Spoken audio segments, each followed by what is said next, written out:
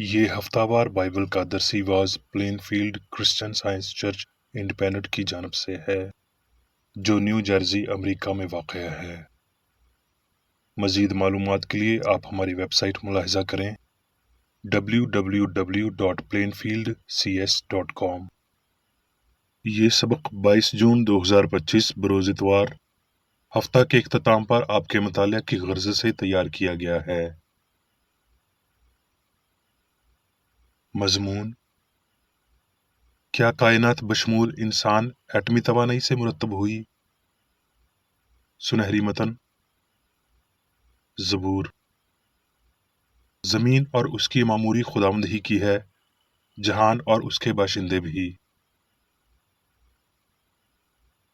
جوابی مطالعہ: زبور: آؤ ہم خداوند کے حضور نغمہ سرائی کریں، اپنی چٹان کے سامنے خوشی سے للکاریں، شکر کرتے ہوئے اس کے حضور حاضر ہوں، مزمور گاتے ہوئے اس کے آگے خوشی سے للکاریں، کیونکہ خداوند خدائے عظیم ہے اور سب الہیوں پر شاہ عظیم ہے۔ زمین کے گہراؤ اس کے قبضہ میں ہیں، پہاڑوں کی چوٹیاں بھی اسی کی ہیں، سمندر اس کا ہے، اسی نے اس کو بنایا، اور اس کے ہاتھوں نے خشکی کو بھی تیار کیا۔ آؤ ہم جھکیں اور سجدہ کریں اور اپنے خالق خداوند کے حضور گھٹنے ٹیکیں، کیونکہ وہ ہمارا خدا ہے اور ہم اس کی چراگاہ کے لوگ اور اس کے ہاتھ کی بھیڑیں۔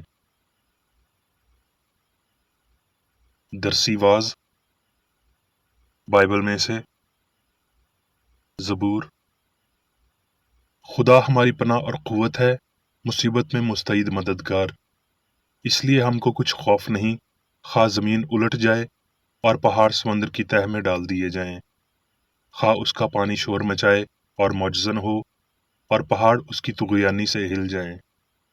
ایک ایسا دریا ہے جس کی شاخوں سے خدا کے شہر کو یعنی حق تعالیٰ کے مقدس مسکن کو فرحت ہوتی ہے۔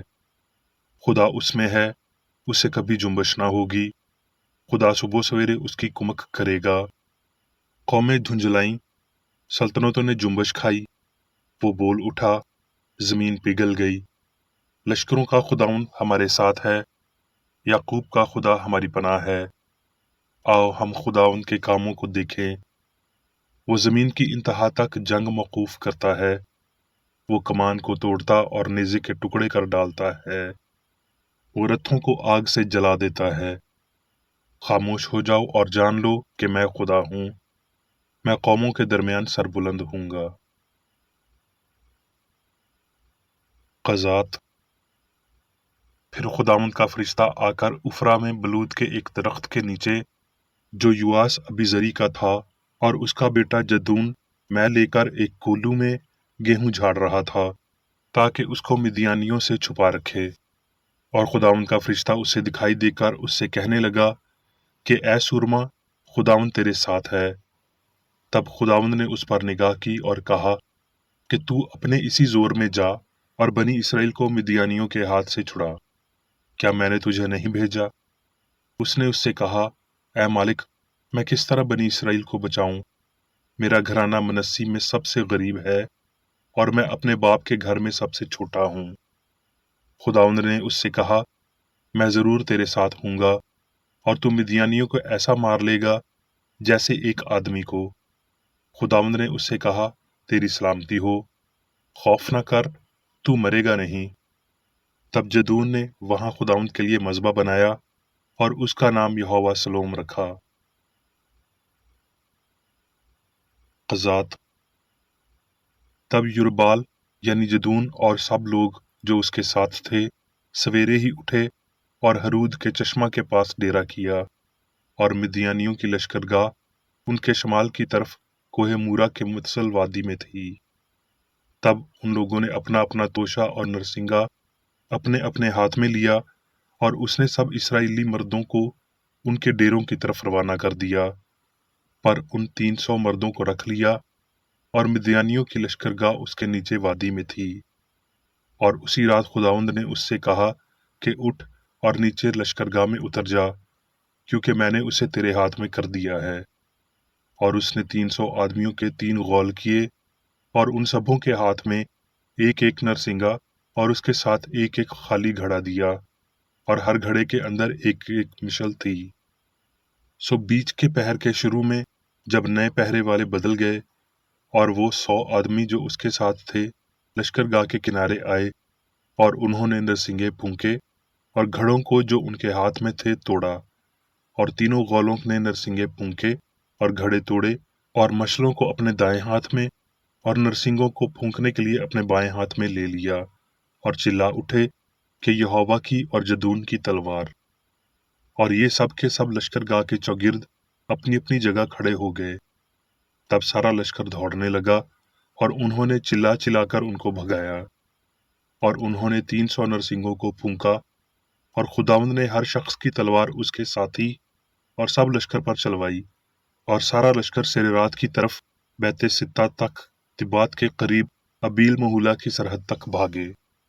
तब इसराइली मर्द नफ्ताली और आशिर और मनस्सी की हदूद से जमा होकर निकले और मिद्यानियों का पीछा किया। क़ज़ात। तब बनी इसराइल ने जदून से कहा कि तू हम पर हुकूमत कर, तू और तेरा बेटा और तेरा पोता भी, क्योंकि तूने हमको मिद्यानियों के हाथ से छुड़ाया। और जदून ने उनसे कहा कि ना मैं तुम पर हुकूमत करूंगा और ना मेरा बेटा, बल्कि खुदा ही तुम पर हुकूमत करेगा। अयूब। लेकिन मैं तो खुदा ही का तालिब रहूंगा और अपना मामला खुदा ही पर छोड़ूंगा, जो ऐसे बड़े बड़े काम जो दरियाफ्त नहीं हो सकते और बेशुमार अजीब काम करता है। वो अयारों की तदबीरों को बातिल कर देता है, यहाँ तक कि उनके हाथ उनके मकसद को पूरा नहीं कर सकते। वो होशियारों को उन्हीं की चालाकियों में फंसाता है, और टेढ़े लोगों की मशवरत जल्द जाती रहती है। वो तुझे 6 मुसीबतों से छुड़ाएगा, बल्कि साथ में भी कोई आफत तुझे छूने ना पाएगी। काल में वो तुझको मौत से बचाएगा और लड़ाई में तलवार की धार से। तू जुबान के कोड़े से महफूज रखा जाएगा, और जब हलाकत आएगी तो तुझे डर नहीं लगेगा, और तू जानेगा कि तेरा डेरा महफूज है। रोमियो। हर शख्स आला हुकूमतों का ताबेदार रहे, क्योंकि कोई हुकूमत ऐसी नहीं जो खुदा की तरफ से ना हो, और जो हुकूमतें मौजूद हैं वो खुदा की तरफ से मुकर्रर हैं।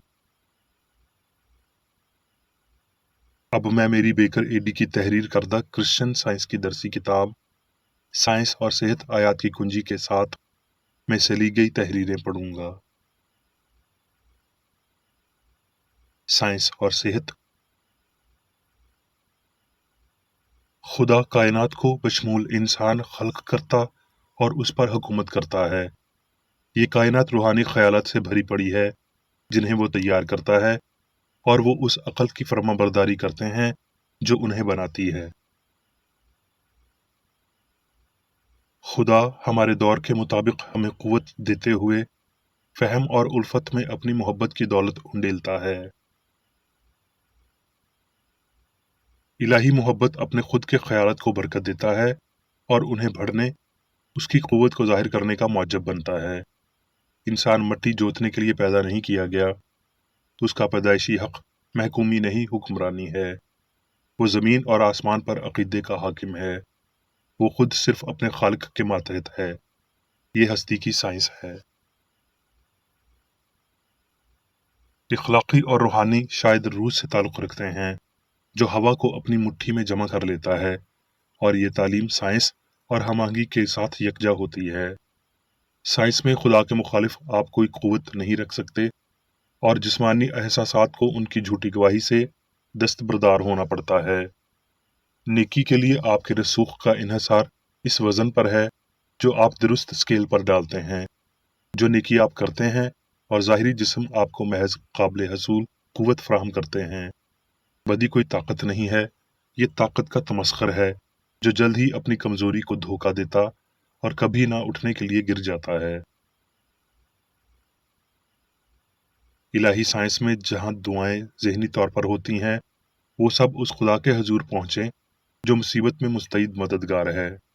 मोहब्बत अपनी मुवाफ़क़त और अपनी नवाजिशों में गैर जानबदार और आलमगीर है। ये वो खुला चश्मा है जो चिल्लाता है कि ओह, ہر وہ شخص جو پیاسا ہو پانی کے پاس آئے۔ مادہ اس ابدی حقیقت کو تبدیل نہیں کر سکتا کہ انسان اس لیے موجود ہے کیونکہ خدا موجود ہے۔ لامحدود عقل کے لیے کچھ بھی نیا نہیں ہے۔ سائنس میں نہ تو عقل مادے کو پیدا کرتی ہے، نہ مادہ عقل کو پیدا کرتا ہے۔ کسی مادے میں طاقت یا اہلیت یا دانش نہیں کہ وہ کچھ پیدا کرے یا نیست کرے۔ سب کچھ صرف ایک عقل یعنی خدا کے اختیار میں ہے۔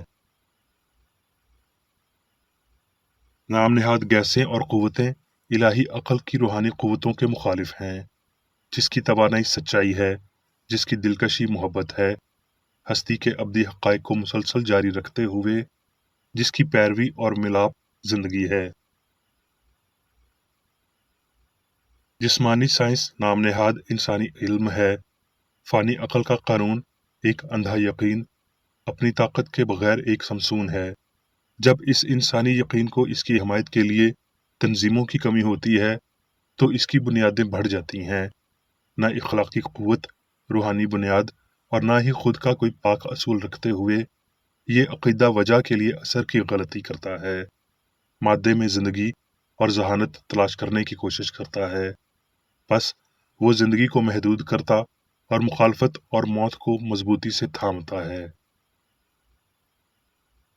کائنات کو انسان کی مانند اس کے الہی اصول خدا کی طرف سے سائنس کے ذریعے واضح کیا جانا چاہیے تو پھر اسے سمجھا جا سکتا ہے، لیکن جب اسے جسمانی حواس کی بنیاد پر واضح کیا جاتا ہے اور نشو و نما، بلوغت اور زوال کے ماتحت ہوتے ہوئے پیش کیا جاتا ہے تو کائنات انسان کی مانند ایک معمہ بن جاتا ہے اور یہ جاری رکھنا چاہیے۔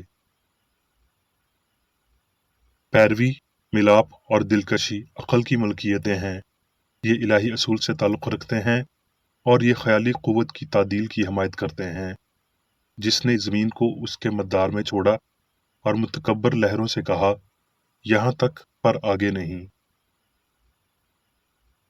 روح تمام چیزوں کی زندگی، مواد اور تواتر ہے۔ ہم قوتوں کے نقش قدم پر چلتے ہیں، انہیں چھوڑ دیں تو مخلوق نیست ہو جائے گی۔ انسانی علم انہیں مادے کی قوتیں کہتا ہے، لیکن الہی سائنس یہ واضح کرتی ہے کہ وہ مکمل طور پر الہی عقل کے ساتھ تعلق رکھتی ہیں اور اس عقل میں میراث رکھتی ہیں اور یوں انہیں ان کے جائز گھر اور درجہ بندی میں بحال کرتی ہیں۔ کائنات کا بشمول انسان حقیقی نظریہ مادی تاریخ میں نہیں بلکہ روحانی ترقی میں ہے۔ الہامی سوچ کائنات کے ایک مادی، جسمانی اور فانی نظریے کو ترک کرتی ہے اور روحانی اور لافانی کو اپناتی ہے۔